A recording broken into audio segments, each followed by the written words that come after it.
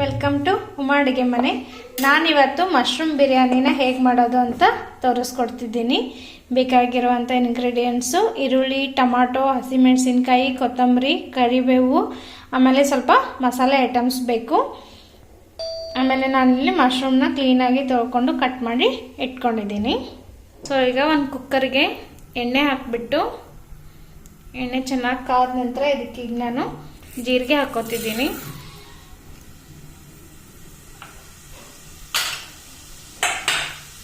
So ಜೀರಿಗೆ ಹಾಕೊಂಡಾದ್ಮೇಲೆ ನಾನಿಲ್ಲಿ ಪಾನ್ ಮಸಾಲ, ಚಕ್ಕೆ, ಲವಂಗ, ಕಾಳು ಮೆಣಸನ್ನು ಹಾಕೋತಿದ್ದೀನಿ.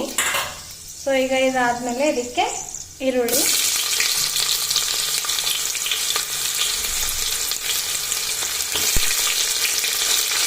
ಹಾಕೊಂಡಾದ್ಮೇಲೆ ಇದಕ್ಕೆ ಹಸಿಮೆಣಸಿನ್ಕಾಯಿ ಹಾಕೊಂಡು ಚೆನ್ನಾಗಿ ಮಿಕ್ಸ್ ಮಾಡ್ಕೋಬೇಕು.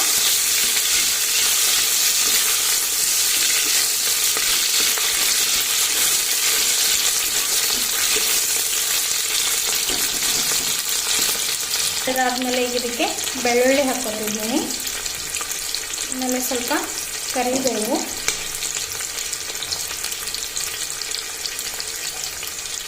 ಟೊಮಾಟೊ,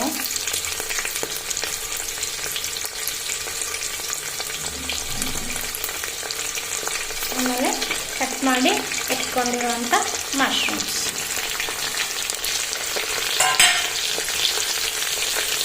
ಮಶ್ರೂಮ್ ತಿನ್ನೋದ್ರಿಂದ ಕಿವಿ ತುಂಬ ಚೆನ್ನಾಗಿ ಕೇಳಿ ಬರುತ್ತಂತೆ. ಕಿವಿ ಸಮಸ್ಯೆ ಇದಾಗೋದಿಲ್ಲ. ಇದು ಕೂಡ ವೆಜಿಟೇಬಲೇ. ಸೊ ಎಲ್ಲನೂ ಚೆನ್ನಾಗಿ ಬೆಂದಿದೆ. ಈಗ ಇದಕ್ಕೆ ನಾನು ಉಪ್ಪು ಹಾಕ್ಕೊತಿದ್ದೀನಿ.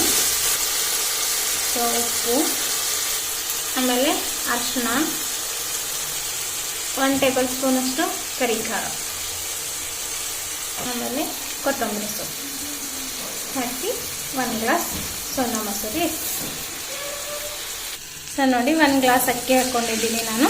ಚೆನ್ನಾಗಿ ಮಿಕ್ಸ್ ಮಾಡ್ಕೋಬೇಕು. ಅಕ್ಕಿನ ಸ್ವಲ್ಪ ಎಣ್ಣೆದ್ರಲ್ಲಿ ಹಾಕ್ಕೊಳ್ಳೋದ್ರಿಂದ ತುಂಬ ಚೆನ್ನಾಗಾಗುತ್ತೆ. 1 ಗ್ಲಾಸ್ ಅಕ್ಕಿಗೆ 2 ಗ್ಲಾಸ್ ನೀರು ಹಾಕ್ಕೊಂಡಿದ್ದೀನಿ.